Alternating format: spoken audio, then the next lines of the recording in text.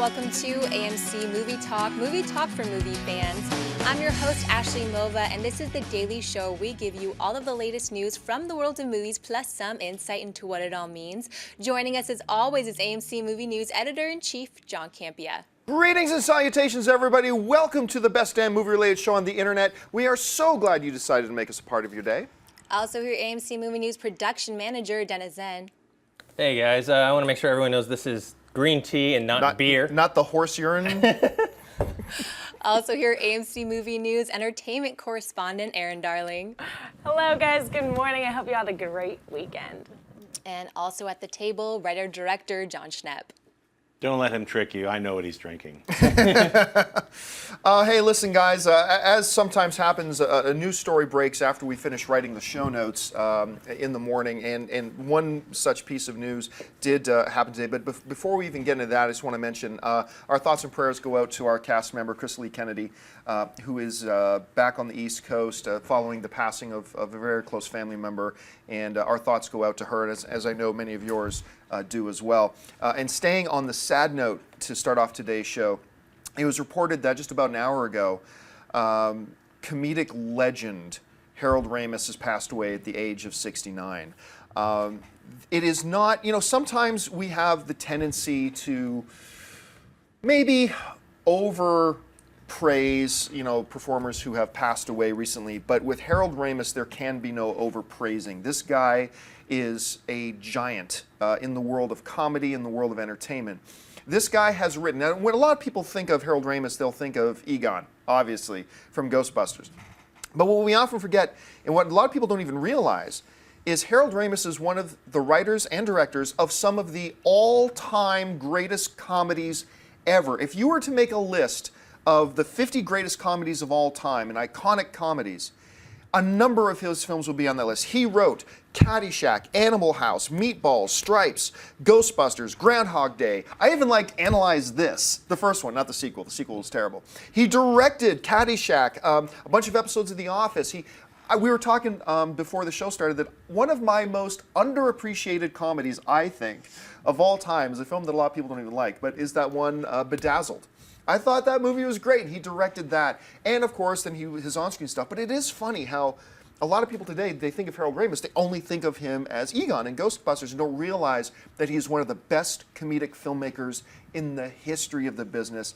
It is such a loss. I think the last time I remember seeing him was in Knocked Up, when he was Seth Rogen's dad. I think that was the last time that I saw him on screen, and he's been wrestling with health issues a lot. Anyway, Dennis, your thoughts on the career and the passing of Harold Ramis? Yeah, it was sad passing. I didn't realize, I knew he wrote and directed some movies, but I didn't know he wrote and directed that many.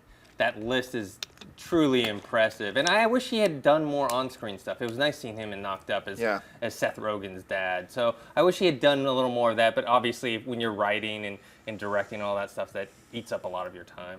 Schnepp? Yeah, I think he had his day as an actor in the 80s. He was in a lot, not only Ghostbusters, he was in Stripes. He had, he was in a lot of the things that he wrote with his other cast members. And, Groundhog Day, like you said, he's done so many amazing films. It's really sad to hear this news. Erin? Yeah, it is sad to hear of this news, but he really left behind a strong, formidable body of work that we can all enjoy, and I'm grateful for that, and it's sad to hear this news. Yeah, and we were talking just before we started the show about it is amazing what portion of Bill Murray's career is owed to this man. Caddyshack, Animal House, Stripes, Ghostbusters, Groundhog Day. The connection between the two is impressive, and what they were able to work together and create together on screen, a really, really sad day. So we will miss Harold Ramis. All right, let's move on to the first item of the day.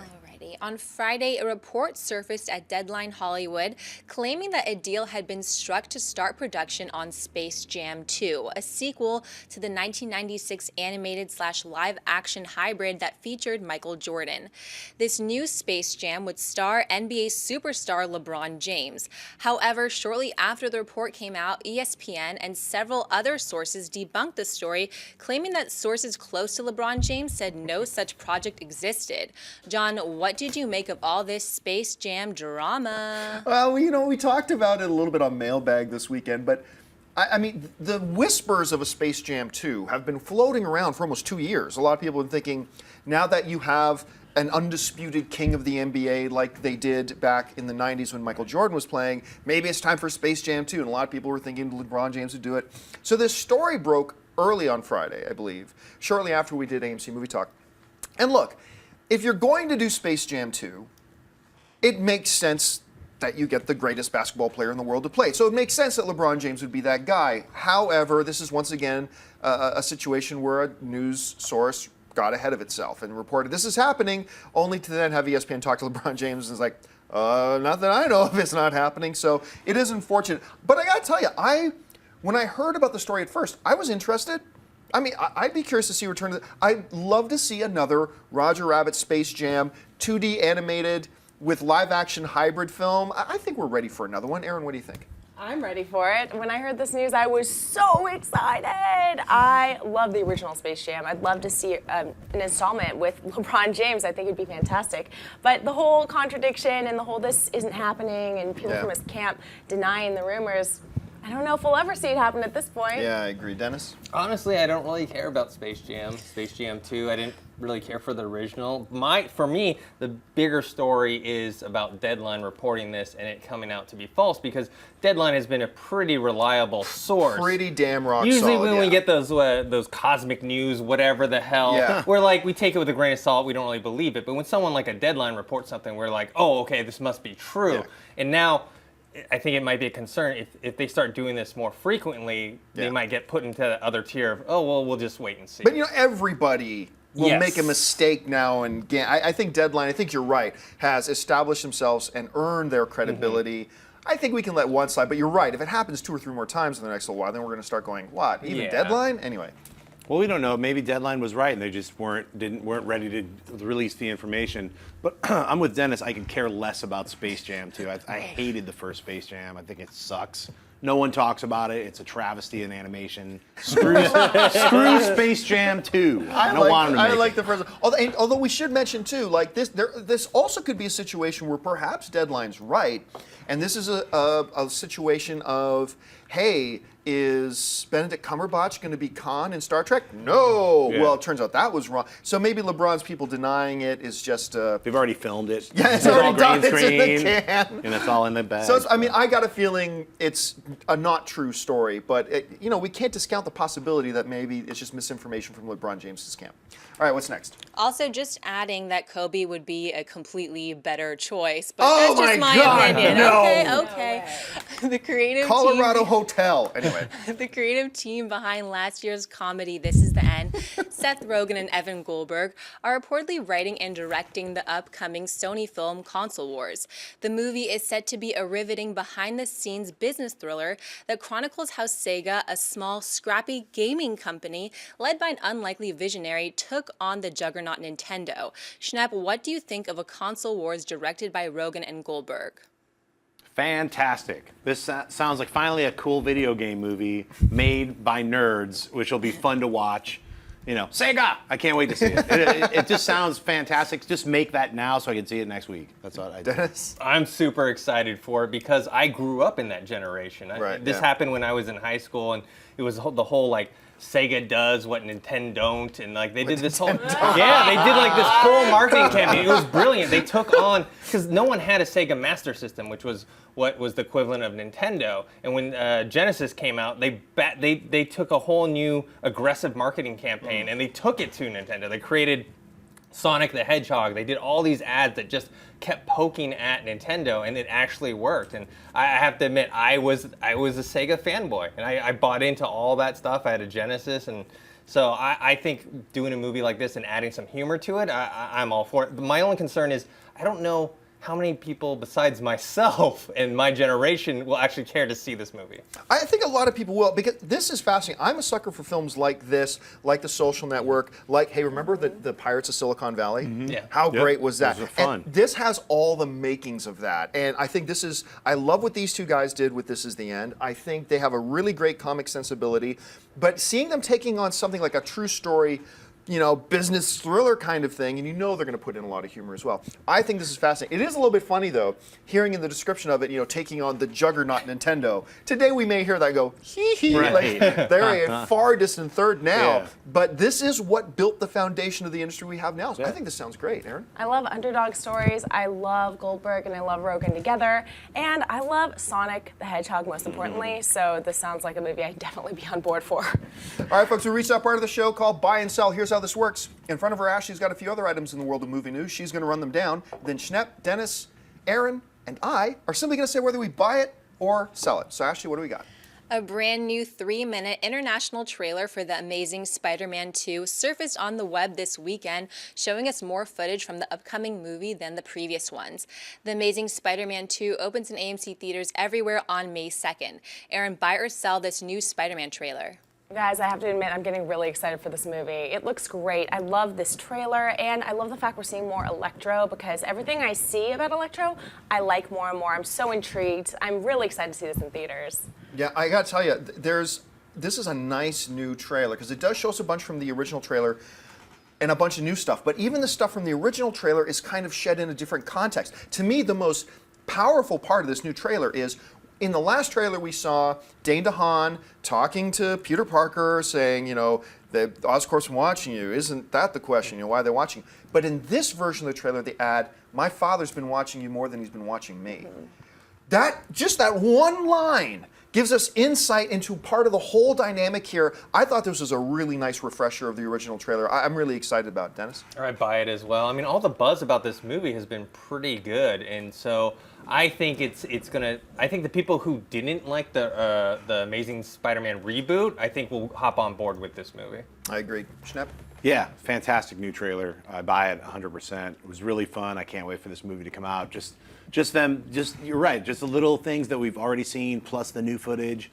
It looks incredible. I mean, and also it really builds up the Sinister Six. It builds up Oscorp. It builds up the threat that Spider-Man's going to have to take on. It feels like a natural 3-villain movie instead of a crammed 3-villain movie. Like Spider-Man 3 had like 3 villains, and it felt like, all of them are all kind of smashed together. It just feels like it'll naturally occur. Yeah. And you know what? There's a shot in this trailer that is in the other one that I totally didn't notice before. When Andrew Garfield's running off and goes, sorry, you can't come. It's too dangerous. And he webs her hand to the car. Right. And I never picked this up before. And I don't know why, because I'm sure everybody else did. But she yells after him, Peter, because she's mad.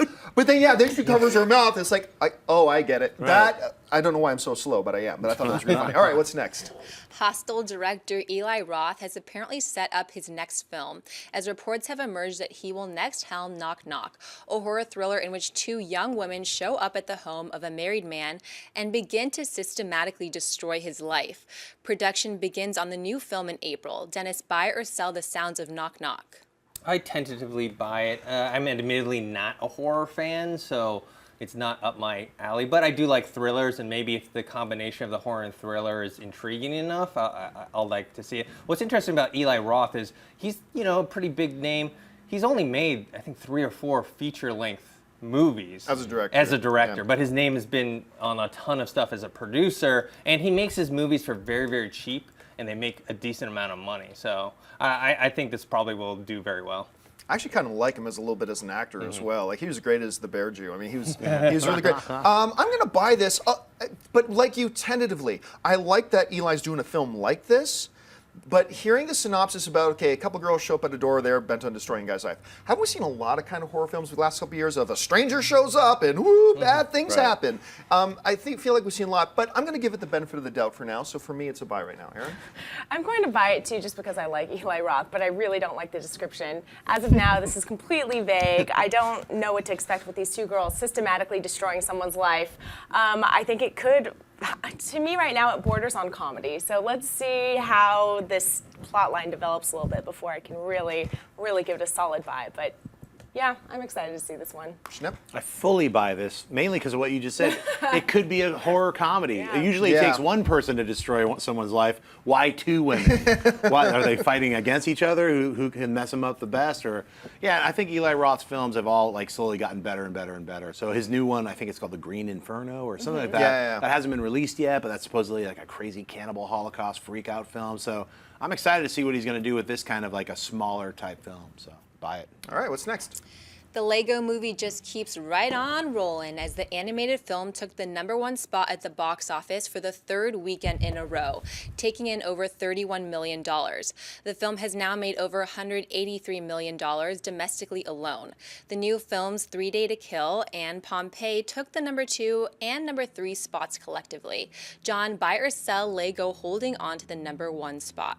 Oh yeah, I buy it. I mean, it's such a delightful movie, and it's great, and it deserves all the success it's getting. 3 Days to Kill can't be too upset either. I mean, it made almost roughly half of its production budget on its opening weekend, which is kind of a target you want to go for. Pompeii was a little bit of a disappointment. The big thing that stuns out to me, though, again, at #8 in its 14th week of release, is Frozen.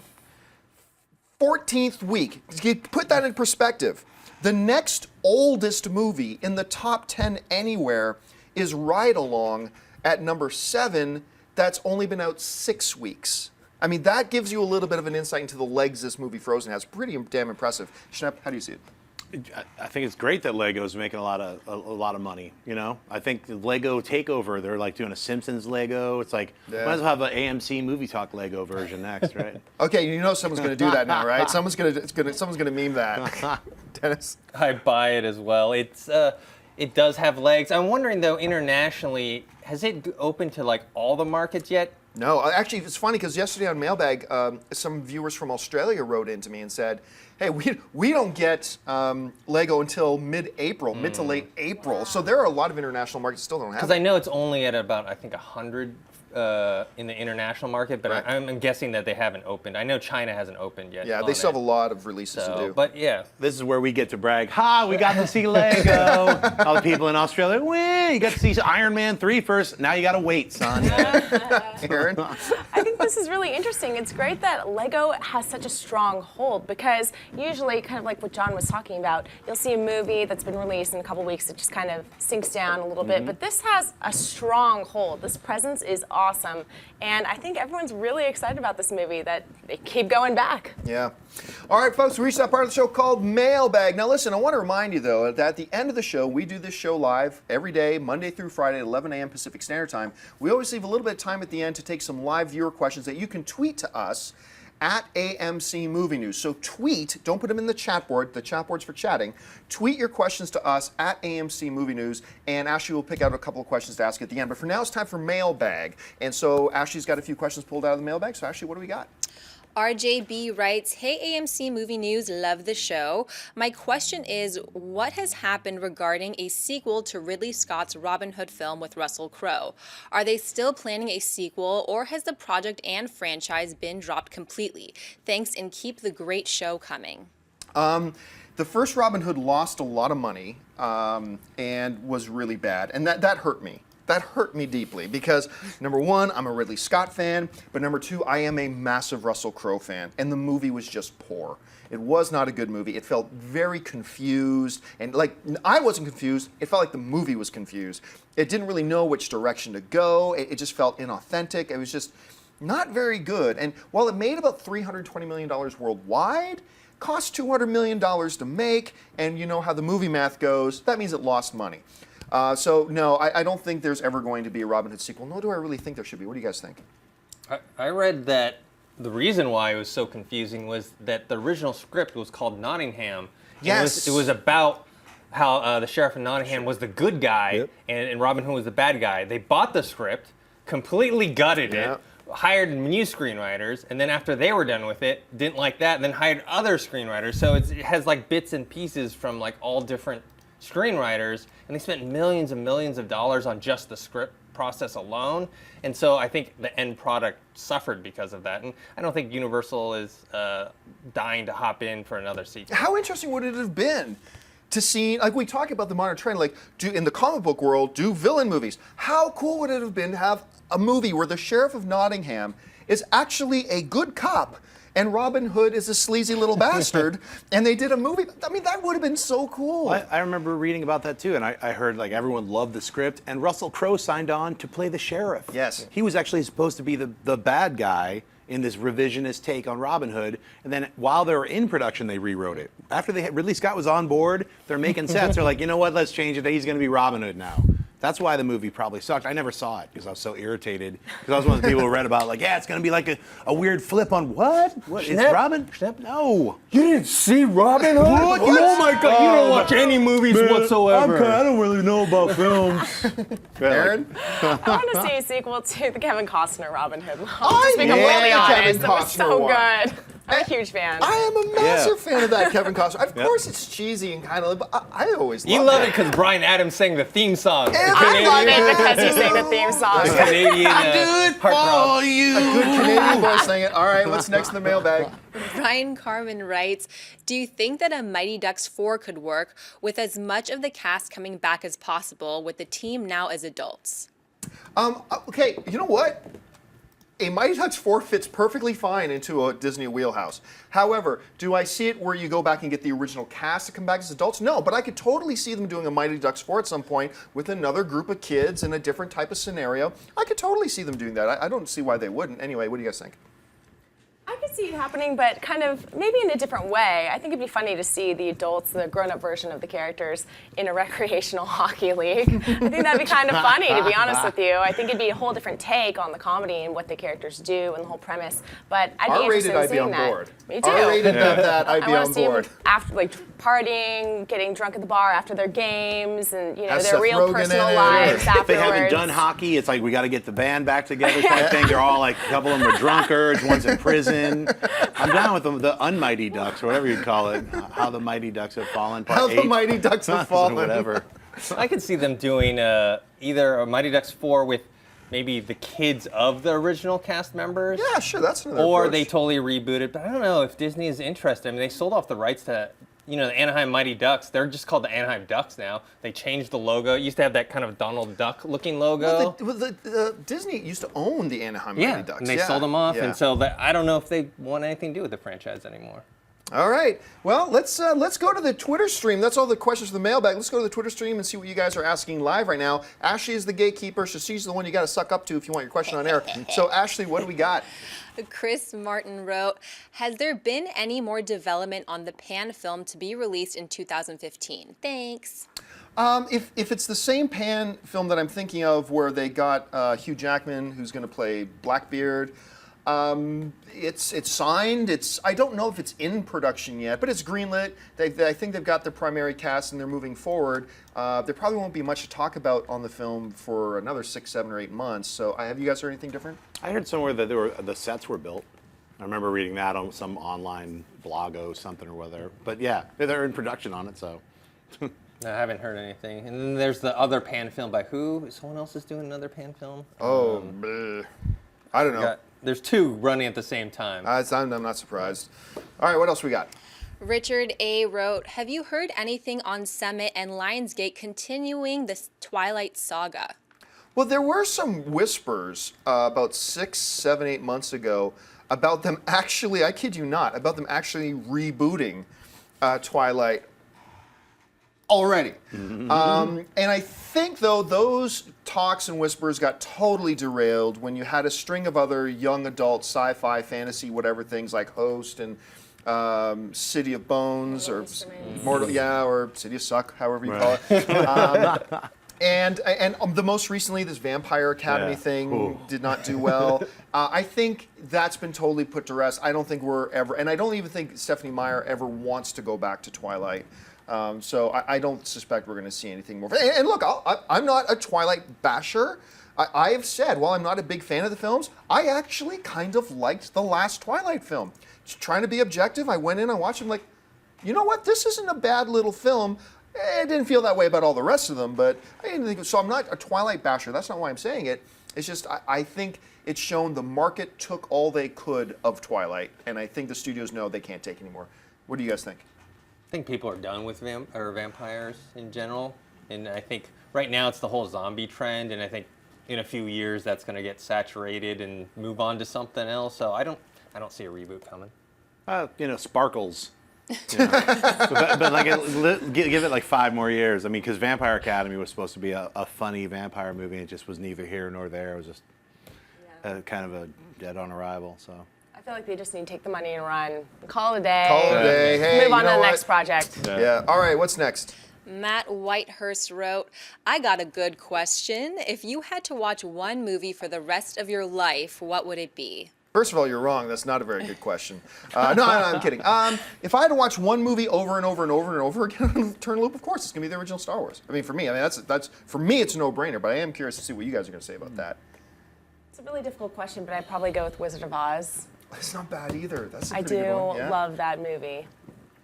I'm not sure. I mean, I can say my favorite movie of all time, Goodfellas, but I don't know if I'd want to see that. That has huge rewatchability. Well, it 25 has huge. times. It has huge rewatchability, but at the same time, it's a very violent Yeah. and dark movie. So I don't know if I want that in my head all day. That's so, why I chose musical. Yeah, so I'd have to think about something that's probably lighter fare. If I had to do that, I'd blow my head off after a week, or smash it with a rock, or whatever. I'd kill myself. But within that week of watching one movie repeatedly all the time, I'd watch Dune or Blade Runner, or Flash Gordon. There, I'm not doing one. All right, what else? Immortal Tony writes, how many films should the Fast and Furious franchise go? As many as they can, where audiences still want to see it. I mean, here's a big thing, okay? Sometimes when a sequel gets announced or a certain movie comes out, let's say they're going to do, I don't know, Lego movie, Lego 2. And, inevitably, somebody always says, we don't need a Lego 2. Newsflash.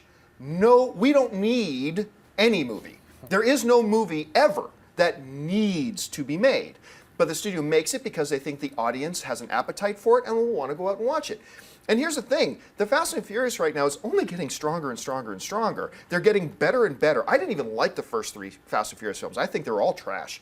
And then number 4 was like, hey, that was pretty good. And then number 5 is like, holy crap, that was awesome. And then number 6, I think, was the best of the bunch. And audiences are responding by the box office getting bigger and bigger and bigger. So the question about how many should they make, it really depends on, well, how much longer do audiences want to go see it? If audiences still have a desire for it and an appetite for it, then it's the studio's responsibility, nay, obligation, to keep making more of them. Because we tell the studios what we want by our box office dollars. That's how we communicate to the studios. If we want a certain something, we pay to go see it, and that's a message to the studios that the audience wants this. Let's give it to them. So they should keep going until the box office starts to do this instead of doing this. Until then, keep going. Schnepp? Yeah, I agree. Okay. Not only box office, though. I mean, they also want to see audience response, because there have been movies that have made money, like SpiderMan 3, but the audience hated it. Yeah. And so they realized, okay, if we make a 4th one, it might not do so well, and then that's when they had problems, and then decided to reboot it.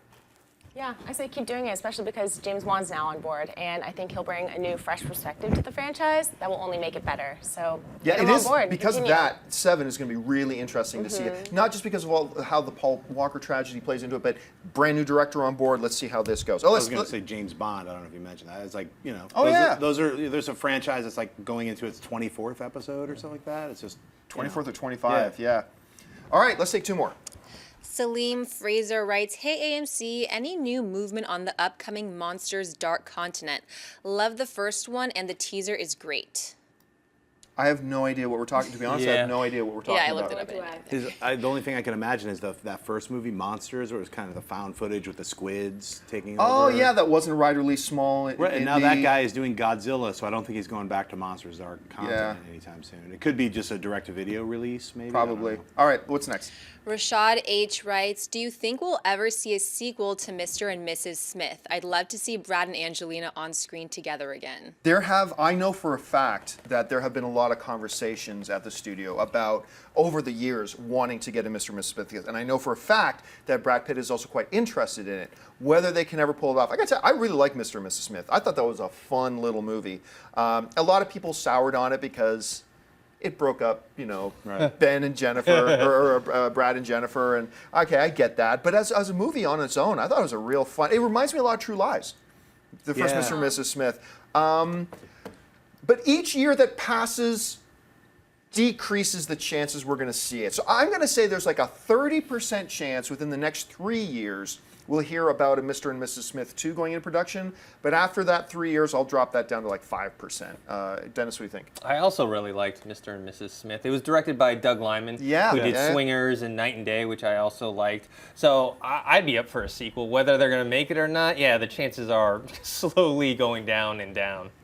Anybody else? Yeah. I doubt we're going to see it happen, just because I think that both people involved have huge careers right now, involving producing and directing, as well they're as doing a lot. acting, and they have like a whole continent of children right now. So they have to focus on some other things at the moment. And Brad's production company is actually really getting a footing. Not only did he knock it out of the park and get a huge success with his most recent World War Z, but he's got 12 Years a Slave. He's probably going to win the Oscar. So you're right, that the off-camera stuff, they're also really busy. I was going to say you can produce it with Billy Bob Thornton and Jennifer Aniston.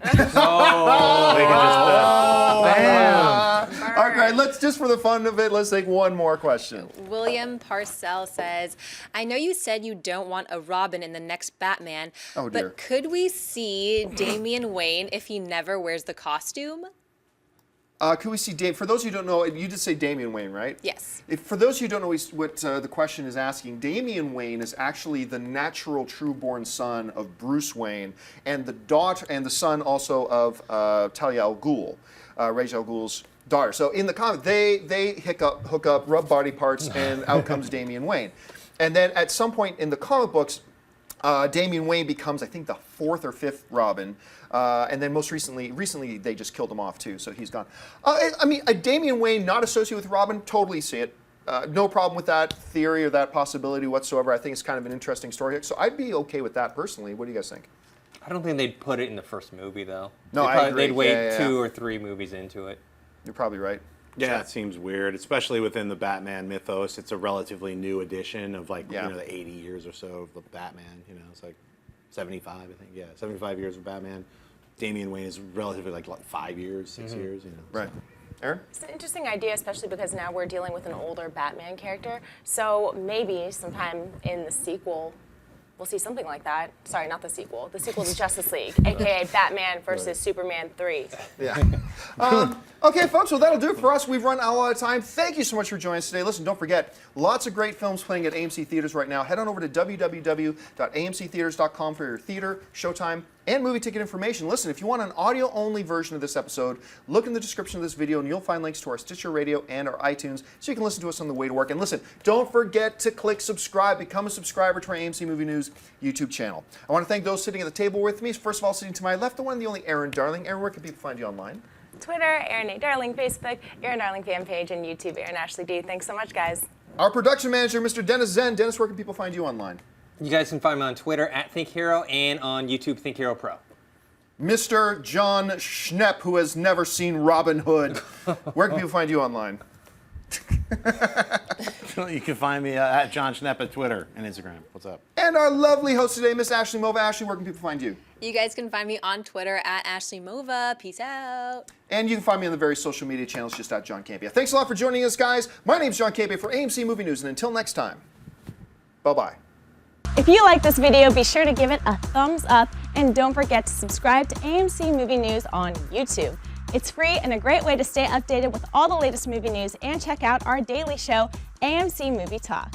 Also, don't forget to check us out on Facebook and Twitter to stay in the loop for our special prizes, giveaways, and contests.